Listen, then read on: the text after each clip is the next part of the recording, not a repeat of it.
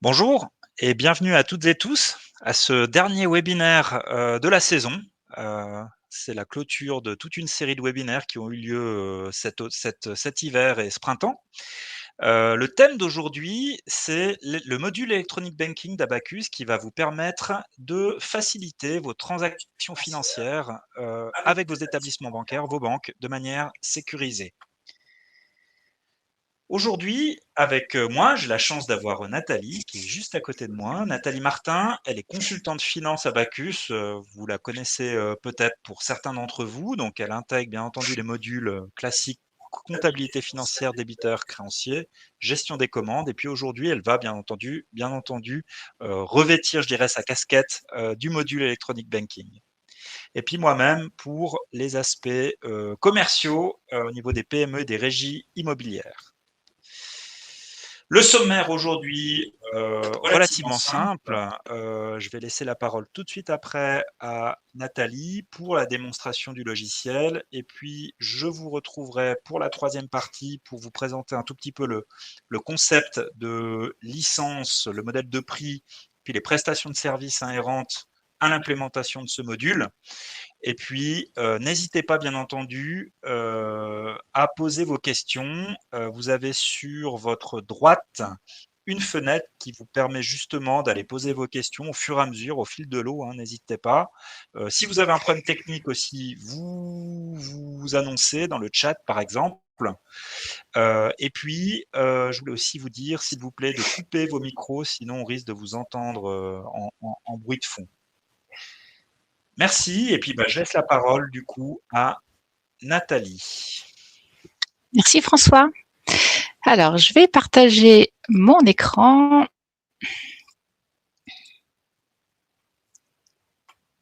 Voilà, et j'ai vérifié que c'est tout bon. Voilà. C'est parfait. Alors, donc l'introduction sur ce module Electronic Banking, je l'ai divisé en 4 aspects. Premier aspect, on peut dire qu'Electronic Banking est une application centrale, c'est-à-dire que ce module va parler avec d'autres modules comme les débiteurs, bien sûr, pour faire l'interface avec les encaissements de vos clients, les créanciers pour les fichiers de paiement, les DTA, ainsi que pour la partie salaire, fichier de paiement des salaires. Et puis éventuellement, si vous avez l'option supplémentaire, avec la comptabilité financière qui est peut-être un peu plus, inédit, mais qui vous permet justement, on verra juste après, de pouvoir comptabiliser les mouvements bancaires. Application centrale et également application ouverte, parce qu'il y a des clients, par exemple, qui vont utiliser Electronic Banking pour envoyer à la banque des fichiers qui n'auraient pas été créés par Abacus, mais par une autre application. Donc, l'autre application envoie à Abacus un fichier XML et Abacus Electronic Banking l'envoie directement à la banque.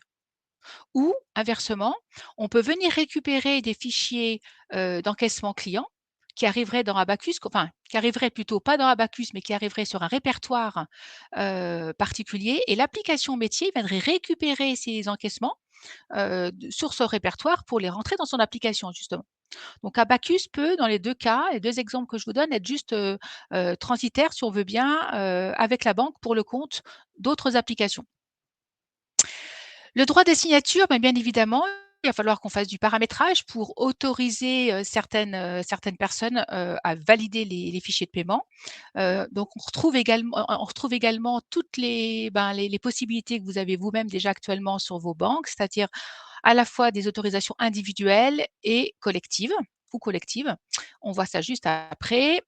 Et puis, dernier aspect, j'ai mis plus de sécurité et gain de temps. Alors, plus de sécurité dans le sens où, jusqu'à présent, quand on n'a pas Electronic Banking, qu'est-ce qu'on va faire? On va chercher un fichier d'encaissement à la banque, on le met sur son PC et puis après on l'importe dans Abacus ou on crée un fichier de paiement, salaire ou créancier, on le met sur son PC ou sur un répertoire quelque part et ensuite on l'envoie à la banque. Pour éviter justement de transiter sur vos serveurs ou sur votre PC et cetera, le fait effectivement qu'Abacus parle directement à la banque, ôte cet aspect-là. Et puis aussi, un gain de temps dans le sens où vous allez pouvoir très bien, vouloir générer un fichier de paiement, par exemple pour des créanciers pour lesquels les factures à payer, seraient à payer à partir de différents comptes bancaires, les vôtres, hein, les comptes bancaires, de votre société et Et dans ces cas-là, le système crée directement en une seule fois, il va ramasser toutes les factures et il crée directement les différents fichiers de paiement associés aux différents comptes bancaires que vous voulez utiliser pour payer. Donc en un clic quelque part, il envoie directement les 3 ou 4 fichiers de paiement. Alors, bien évidemment, pour ce faire, il faut un minimum de paramétrage de base. Donc, on va passer en revue ces 6 étapes. Là, je vais directement aller dans Abacus pour vous montrer ça et hop, je remonte juste après. Alors, première chose, il faut ce qu'on appelle un établissement. Voilà un, par exemple, dans ce programme-là. Alors, je vais utiliser Abacus préconise d'utiliser la communication EPIX, hein, qui est donc un protocole de communication sécurisé. Donc là, j'ai un contrat que je paramètre en accord avec le client et la banque, où en fait on signe différents documents. Enfin, c'est très très sécurisé avant de pouvoir avoir le statut en service. On a des clés qui sont éditées par Abacus, qu'on envoie à la banque. Enfin, tout un aller-retour. Et puis ensuite, on vient associer à ce contrat un ou plusieurs comptes bancaires, les vôtres. Alors là, j'en ai qu'un dans mon exemple de démonstration, mais il y a des clients qui ont plein de comptes bancaires et ils utilisent enfin, à la fois des comptes bancaires au sein enfin, donc, à la sein d'une même banque, bien sûr, mais ils peuvent avoir plusieurs contrats avec des banques différentes. Et donc là, on pourrait très bien avoir sur un contrat N comptes bancaires à la banque cantonale.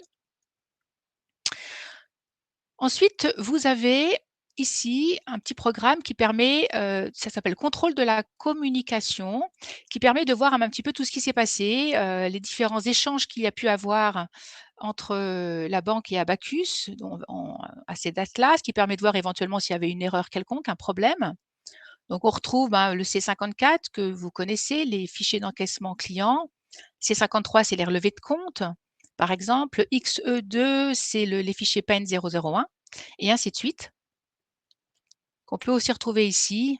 Donc, encore une fois, essentiellement, ce que vous allez utiliser, c'est C53, les relevés de banque, les mouvements de banque, C54, les encaissements, je disais, donc le XE2, donc les fichiers PEN 001. Et puis également, ce qui peut être très pratique, quand vous envoyez un fichier PEN, qui soit donc salaire ou créancier, vous pouvez demander à Abacus qui récupère le lendemain, par exemple, un Z01 qui est le PEN 002, c'est-à-dire vous avez confirmation que tous les fichiers que vous avez envoyés la veille sont bien passés, qu'il n'y a pas eu de rejet parce qu'un fournisseur ou un employé aurait fermé un de ses comptes. Donc ça, c'est très, très pratique. Et puis un petit scheduler, si vous voulez, mais ça souvent on le paramètre chez les clients, qui va permettre en fait, donc c'est-à-dire un petit scheduler, on va lui demander, Abacus tous les matins ou tous les après-midi, enfin X fois par jour, on va lui dire, voilà, en l'occurrence c'est à midi et 12h30. On lui demande d'aller récupérer les mouvements de banque de la veille, les fichiers d'encaissement, qu'il aille regarder s'il y a des fichiers d'encaissement à disposition auprès de la banque, de manière à ce qu'il les importe directement dans Abacus ou inversement, envoyer directement des fichiers de paiement qui sont prêts à faire partir. Donc ce petit scheduler vous permet d'automatiser tout ça et de plus qu'avoir à lancer les traitements dans Abacus. Je reviens sur mon petit PowerPoint. Alors oui, j'ai encore 2 parties à vous montrer. Les fameux lieux de paiement entreprise qui sont donc les fameux comptes bancaires, que j'associe à mon contrat EBIX et puis bien évidemment l'attribution des compétences. Donc, on avait vu ici que là, dans mon mandant de démonstration, j'avais donc un contrat associé à mon lieu de paiement entreprise. Encore faut-il que ce lieu de paiement entreprise ait été créé auparavant. Donc, certains, je pense, d'entre eux commencent déjà à connaître un petit peu ce lieu de paiement entreprise. Là, vous voyez, j'ai plusieurs comptes bancaires, dont le 10, et seul le 10 est un lien avec EBIX. Mais encore une fois, comme je vous le disais, vous pouvez avoir N, enfin, j'aurais pu très bien faire en sorte que tous mes comptes bancaires utilisent Electronic Banking. Et puis, j'associe à chaque compte bancaire le compte comptable, parce que bien évidemment, il va, m'automatiser, tous les encaissements et tous les paiements que je vais pouvoir, y faire par ce compte comptable. Dernier point de paramétrage et pas des moindres, heu, l'attribution des compétences. Donc bien évidemment, actuellement, dans vos banques, dans votre électronique à vous, vous avez mis donc des autorisations à chaque personne. Il va falloir le faire, enfin faire à l'identique ce qu'il y a dans Abacus. Ce qu'il faut savoir, c'est que les banques, en fait, ce que vous allez faire dans Abacus, comment je dirais, supplante ce qui a pu être fait dans les banques. Vraiment, les banques, dès lors elles ont un contrat EBIX avec Abacus, elles considèrent que le paramétrage des droits est correct. Et donc, il faut absolument à nous de paramétrer les droits tels qu'ils doivent être dans la banque. En l'occurrence, donc là, j'ai 2 possibilités de voir où je peux voir par compte bancaire ou par utilisateur. Là, je suis par compte bancaire, donc j'ouvre EBIX. Je retrouve ici mon compte, mais je pourrais en avoir plusieurs. Et sur chacun des comptes, je peux voir les personnes qui ont des droits sur ce compte bancaire. Ici, je vois que j'ai que l'utilisateur administrateur qui est autorisé à valider les paiements. Alors, entre parenthèses, dès lors il est autorisé à valider, il a de ce fait automatiquement le droit d'en saisir et d'interroger le compte. Alors que s'il n'avait pas le droit de valider, il pourrait peut-être saisir un paiement qui devrait être validé par quelqu'un d'autre ou peut-être aussi interroger le compte. Mais là, qui peut le plus, peut moins, il peut valider, donc il peut tout faire. Et c'est là qu'on va lui indiquer, cet utilisateur, où il a des droits individuels pour signer, et s'il signe, ça partira directement, ou alors il est en collective A ou en collective B, chose que vous devez connaître puisque c'est ce qui a déjà été fait dans votre banque. Et puis une limite de montant, donc là je suis en démo, Offiza m'autorise à faire des petits montants, des petites dépenses. Voilà, donc on met ici le montant maximum. Vous pouvez également avoir cette même vision, mais c'est presque cette même vision, mais d'un autre point de vue, d'un point de vue utilisateur. Donc là, je fais appel à ma gestion d'utilisateur et en me positionnant sur l'utilisateur, je vais voir ici tous les comptes banques auxquels il a accès. C'est une autre vision. Et puis en me positionnant sur les différents comptes, je pourrais voir s'il a une signature individuelle ou collective. Pour ceux qui sont en collective A ou collective B, on peut encore aller un poil plus loin. C'est-à-dire qu'on peut créer ce qu'on appelle des groupes d'autorisation, si on veut bien. C'est-à-dire qu'on peut très bien dire oui, d'accord, pour qu'un fichier de paiement soit validé, il faut qu'il y ait un A et un B, mais peut-être pas n'importe quel A et n'importe quel B. Peut-être c'est, là, dans mon cas, j'ai créé alors on les crée avec le petit plus, là, tout simplement. Je me suis créé un binôme que j'ai appelé Man-Bello, où j'ai mis moi-même et mon collègue, par exemple. Donc, à vous de créer les couples, si on veut bien, collective A et collective B. Et dans ce cas-là, si moi je peux signer qu'avec BEO, je ne pourrai pas signer avec quelqu'un d'autre. On peut encore dire une chose très importante, je pense qui va vous intéresser, c'est que cet écran qui est hautement, comment on appelle ça? Enfin, important en tout cas, doit être hautement sécurisé. Alors bien évidemment, avec les droits de base d'Abacus, tout le monde n'aura pas accès à ce programme E421. Mais au-delà de ça, on va pouvoir ici y mettre un mot de passe. C'est-à-dire que quand la personne rentrera dans cet écran, il faudra qu'il connaisse le mot de passe pour pouvoir échanger quoi que ce soit. Donc là, ça fait vraiment un double contrôle, enfin une double protection plus exactement. Donc par contre, il faut juste que vous vous souveniez le mot de passe. Pour le coup, on pourrait rien pour vous parce qu'on ne le connaît pas nous. Parce que en tant qu'administrateur au FISA, on peut faire plein de choses, mais là, dans cet écran-là, si vous voulez pas qu'on ait accès, et on vous encourage à la sécuriser, on n'aura vraiment pas accès. Je crois que je vous ai tout dit pour cette partie-là. Donc, je ne vais pas faire de modifications parce que, hop là, on va juste revenir ici. Voulez-vous enregistrer? Non, on va dire non, je vais annuler. Hop là, décidément. On va dire oui, allez. Et voilà. Alors, ça, c'était pour la partie paramétrage. Une fois que tout est fait, tous les matins, vous allez pouvoir vous connecter dans Electronic Banking et puis consulter directement vos mouvements de compte qui ont pu arriver directement, je vous disais, avec le scheduler. Alors, ça donne quoi? On va aller voir dans ce programme le E211. Donc là, vous avez accès à tous les comptes qui sont liés à EBIX, par exemple celui-ci. Et là, vous consultez donc là, tous les mouvements. Bien sûr, vous pouvez trier par date, par un certain nombre de critères. Vous avez également un petit filtre. Et là, on retrouve dans cet onglet le compte courant ce qu'on appelle le C53.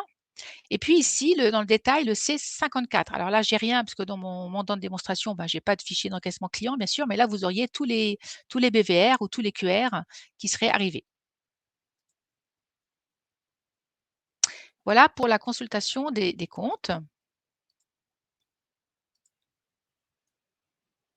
Alors, Là, pour la partie donc on a dit que l'électronic banking parlait, différents modules, donc on va commencer par la partie débiteur. Alors la partie débiteur, je fais pas de partie dans Abacus puisque encore une fois, c'est pas forcément facile de créer de faux fichiers d'encaissement. Donc là, je vous montre juste, à quoi ressemble comment ça se passe quand on vient importer des fichiers d'encaissement débiteurs. Pour les clients qui sont en train de nous écouter, qui ont déjà les débiteurs, bah, qu'est-ce qu'ils font? Ils rentrent dans ce programme qui s'appelle le D214 pour la petite histoire et puis ils vont ici cliquer sur «Importer» un fichier qu'ils auront préalablement été téléchargé de la banque. Ils vont à la banque, ils téléchargent, ils mettent sur un répertoire quelconque et puis ensuite ils vont, dans ce programme, ils font importer et puis ils le récupèrent ici. Les autres, ben, ou ils cliquent sur «Chercher» pour que le système aille chercher directement via Electronic Banking ou alors beaucoup mieux, ce que je vous le disais, si on paramètre le scheduler, ben, vous verrez directement ici, les fichiers à disposition puisqu'Abacus, au rythme que vous souhaitez, ira lire au fur et à mesure de la journée les différents fichiers qui auraient pu arriver. Et c'est ici que dans l'attribution des adhérents, on pourrait ici préciser, donc là, j'ai pas fait de copie d'écran, mais dans ce deuxième programme, on pourrait justement dire on récupère des fichiers d'encaissement, mais qui sont pas à inclure à importer dans Abacus, mais dans une autre application métier, comme je vous le disais. Donc Abacus saura, par cette attribution des adhérents, les fichiers qu'il doit importer dans Abacus ou ceux qui doivent être en attente d'autres applications métiers. Puis une fois que c'est fait, ben, l'étape suivante, mais ça encore une fois, ça c'est une partie par contre qui est du pur débiteur, si on veut bien. On retrouve dans le programme D215 les différents fichiers d'encaissement et là, on n'a plus qu'à cliquer sur le petit bouton exécuter pour que Abacus n'ait plus qu'à lettrer les factures avec les règlements et comptabiliser les règlements et solder les factures. Maintenant, on va parler de la partie, validation et envoi automatique des fichiers de paiement. Donc je vous le disais, aussi bien pour la partie créancier que salaire. Alors une chose très importante, je le signale parce que souvent les clients sont un petit peu inquiets par rapport à ça, donc je pense que je vais vous rassurer sur ce point. Les salaires, vous pouvez très bien donner la possibilité à des personnes de valider des salaires sans qu'ils voient le détail des salaires. Ça, c'est important de le mentionner. Selon ce que vous voulez, ils pourront voir ou pas le détail. Donc là, ce que je me suis préparé, c'est un fichier de paiement fournisseur, enfin une facture à payer plus exactement. Je ne sais plus combien c'est mon programme, ça doit être ça, voilà. Donc alors, c'est pareil pour ceux qui connaissent déjà les créanciers, mais qui sont là parce qu'ils ne connaissent encore pas la partie électronique banking. Ben, jusqu'à présent, du coup alors attendez voir, hop, j'ai pas pris, je crois le bon, voilà, c'est celui-là. Oui, ça doit être celui-là. Donc vous venez générer votre fichier de paiement. Donc là, j'ai une facture avec 1 franc et puis en cliquant sur Electronic Banking non, c'était pas ça que je voulais faire. Je vais juste annuler rapidement. On va faire comme ça. On va faire comme ça. Hop, voilà, je vais prendre celui-là. Voilà, voilà. Donc je recommence. Donc j'ai une facture à payer, je clique sur Electronic Banking, je clique sur exécuter. Et là, jusqu'à présent, vous, ce que vous faisiez, si vous cliquez sur cette petite coche et puis vous aviez un petit bouton ici qui s'appelait «Exécuter» où Abacus venait, générer le fichier de paiement, le DTA, le PAIN 001, l'XML pour le déposer quelque part. Or là, maintenant, comme vous avez activé la validation, vous avez un bouton qui s'appelle «Valider». Donc en fait, le fait de valider, ça pousse juste, ce fichier, à disposition alors il faut que je le sélectionne, à disposition des valideurs. Et là, concrètement, ben, on va prévenir, les valideurs, bah, qui doivent, valider ce fichier de paiement. Donc là, par contre, il faut juste que j'aille récupérer mon mot de passe. Hop, ni vu ni connu et je retourne ici.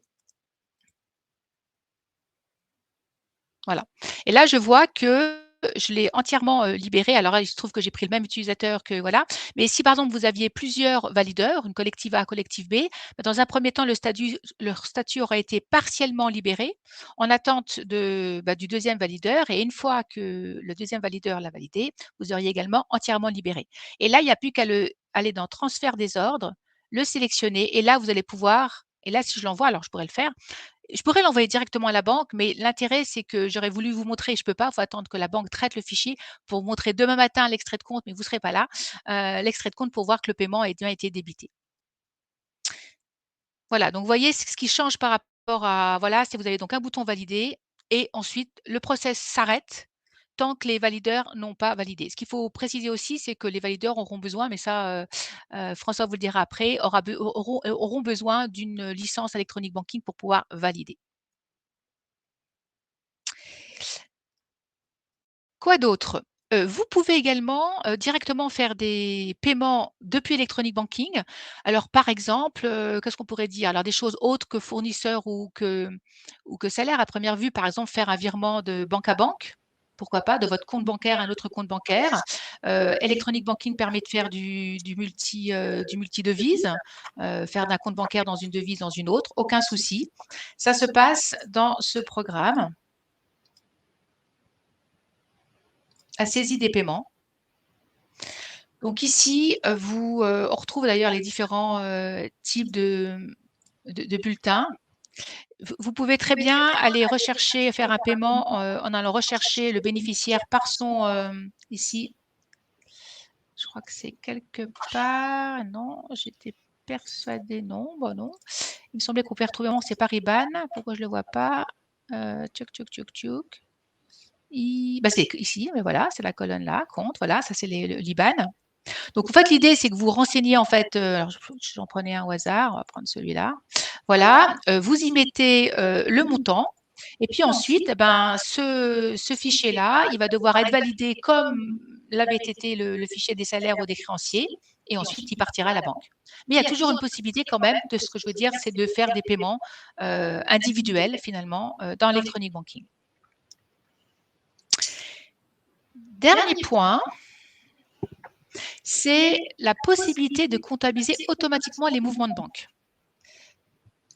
C'est-à-dire que si on note tout ce qui est encaissement débiteur, paiement créancier et paiement salaire, qui vont être comptabilisés automatiquement dans les applications respectives d'Abacus, vous pouvez vous retrouver encore avec tout un ensemble de mouvements que vous n'avez pas forcément envie de saisir manuellement dans la comptabilité générale.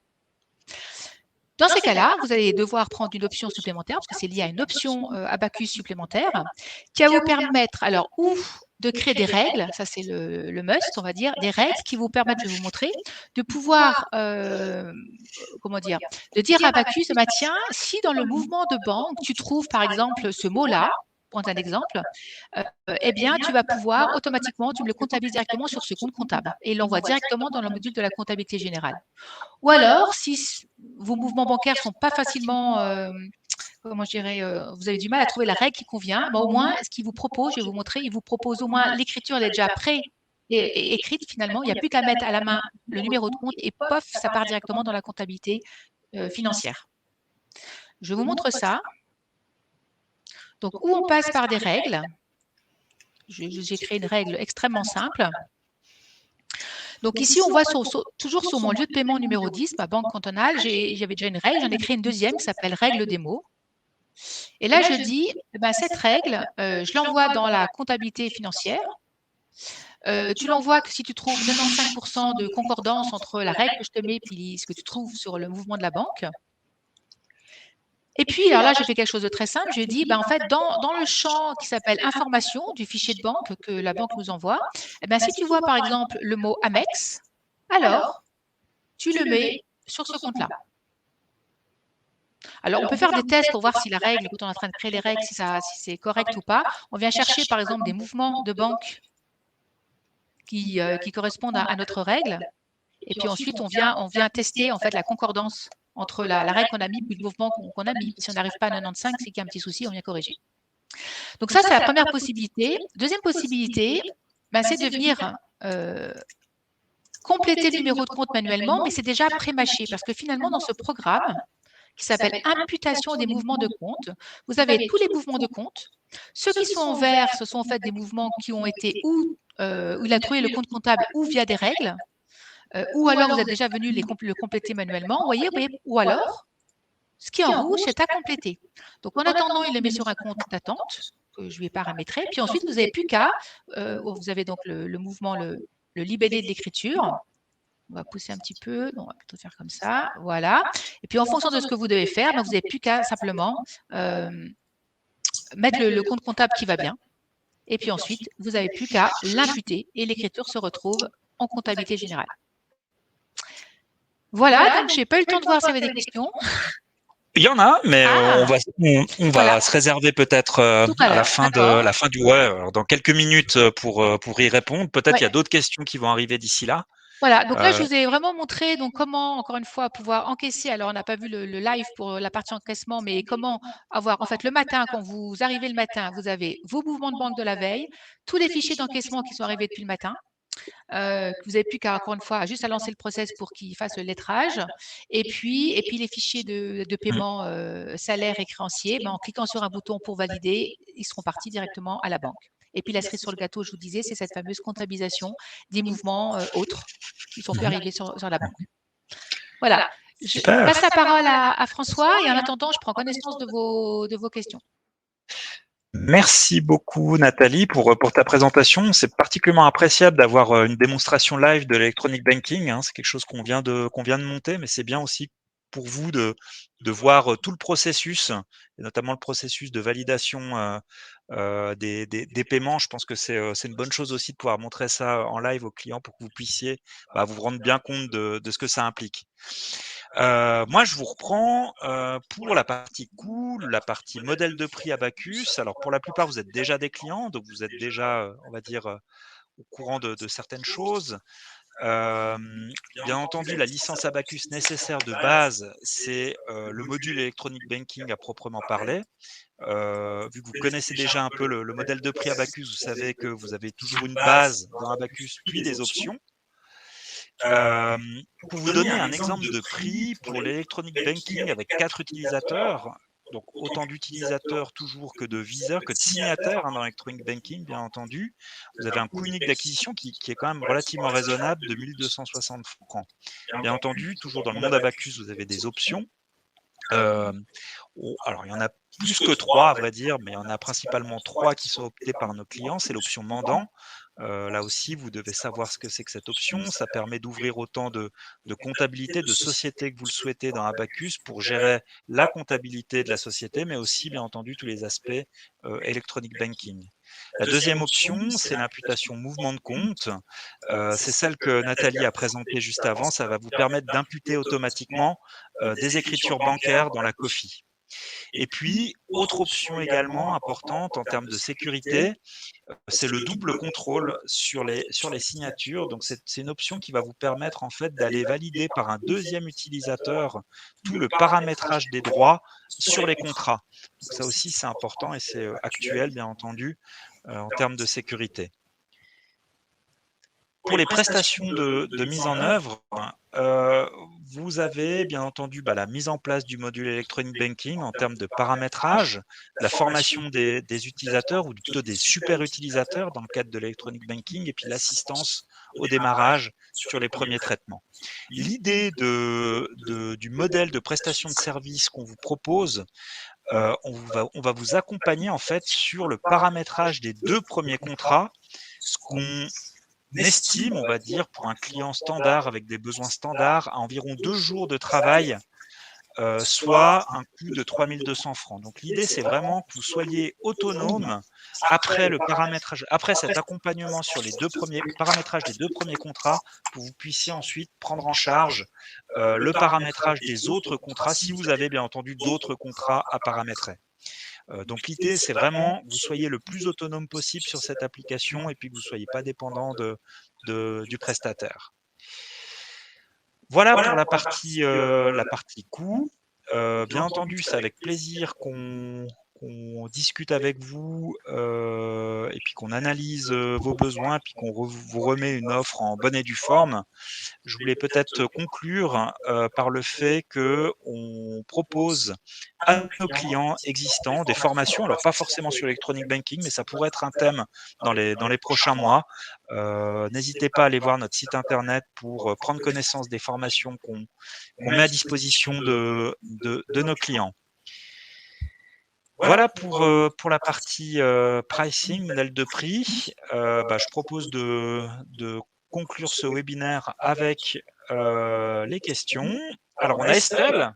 Alors peut-être juste avant de répondre aux questions, je voulais juste dire 2 choses. Par rapport aux formations déjà, on peut aussi très bien, si vous avez des sujets qui peuvent vous intéresser, qui ne figurent pas dans le catalogue, d'Offiza, vous pouvez aussi nous contacter et on peut Mmh. très bien vous faire des formations, ad hoc si on veut bien et également chez vous. C'était peut-être plus intéressant par rapport à votre environnement et cetera. Donc pourquoi pas, c'est quelque chose qu'on peut envisager. Et aussi autre chose que je voulais vous dire tout à l'heure, j'ai oublié, c'est que depuis la version 2022, il y a la possibilité aussi maintenant en standard de rapatrier via Electronic Banking, de rapatrier les extraits de compte, les extraits de débit, les extraits de crédit, les mouvements de compte directement dans la comptabilité financière. Et après, il n'y aura plus qu'à rattacher ces PDF sur vos écritures. Avant, il y avait un développement et maintenant, voilà, Abacus a automatisé ça. Alors, les questions. Donc, il y a 2 questions. Donc, j'ai pris connaissance. Donc, pour Estelle, Jancer. Alors, en fait, ce qui se passe, je repartage mon écran. Ça sera plus simple. Pourquoi je ne peux plus partager? Pourquoi je ne peux plus partager? Tu vois? Ouais, c'est bizarre. Désactiver le partage. Oui, c'est tout bon. Ah, partager, voilà. Hop, je montre juste. Donc, je vérifie. Voilà. En fait, la personne qui vient signer l'ordre, il le fait dans cet onglet Libération d'ordre. Et en fait, s'il ne veut pas faire tout de suite le transfert d'ordre, en fait, le fichier, il met en attente typiquement celui-là, celui que j'ai validé là tout à l'heure, là, à 16h49, il est toujours là, en attente, en suspens. Et c'est là que le trigger, vous demandiez où il serait, ben, il reste dans ce programme-là, en fait, en attente, entièrement libéré, mais pas encore libéré dans le sens validé, mais pas encore parti, parce que dès lors où il sera parti, en fonction de la date du scheduler, dans ce cas-là, il passera directement à régler. Et là, on le trouvera, il sera même archivé. On retrouve toujours après le détail, entre parenthèses, de tout ce qu'on a pu avec le protocole et les réponses, le détail de ce qui est parti. Donc, pour répondre à votre question, ben, effectivement, un fichier qui a été validé de paiement et qui est en attente de la date du scheduler se trouve en fait ici dans la partie libération ordre. J'espère que je réponds à votre question, c'est clair. Vous pouvez me répondre si c'est clair ou pas. Et puis j'ai vu qu'il y avait un chat, Monsieur Charbonnier, oui, que je connais. Une petite marche à suivre, donc c'est le E421, mais c'est pas grave, c'est une inversion. Oui, alors je pense que oui, je me retourne, oui, on peut faire sur le fond, une petite, c'est pas très très long, je peux toujours vous faire quelques petits, effectivement, print screen pour ces différents aspects. Alors, par contre, je ne sais pas si vous avez, Monsieur Charbonnier, Electronic Banking. J'imagine que oui, si vous me posez la question. Mais Oui, oui. oui, ils ont. D'accord, ok. Ok, bah écoutez, je peux. S'il connaît le nom des programmes, je pense qu'il connaît. Ah, pardon? Alors, pour connaître le nom des programmes, j'imagine qu'il doit connaître l'electronic banking. Mais Oui, oui, oui. Non, non, ça, il a l'habitude de faire dans la c'est assez démonstration. Mais... Très bien. En tout cas, je vous fais partir ça la semaine prochaine. Pas de souci. Encore une question. Très clair, merci. Ben, ça, c'est gentil. Et ben donc, non, il n'y a plus de questions aussi. très clair. Ouais, c'est tout bon. Voilà, voilà. Non, attends, c'était, j'avais demandé qu'elle me dise si c'était clair ou pas la réponse. Voilà. Ah, un chat, et donc, non, c'était tout bon. Ils ont acquitté. Ouais, c'est tout bon. Parfait. Voilà. Bah écoutez, pour ma part, on vous remercie d'avoir été là, présent. J'espère que ça vous a éclairé sur les fonctionnalités d'Electronic Banking. Et puis on vous dit à bientôt. À bientôt. Merci à tous à toutes et tous pour votre présence.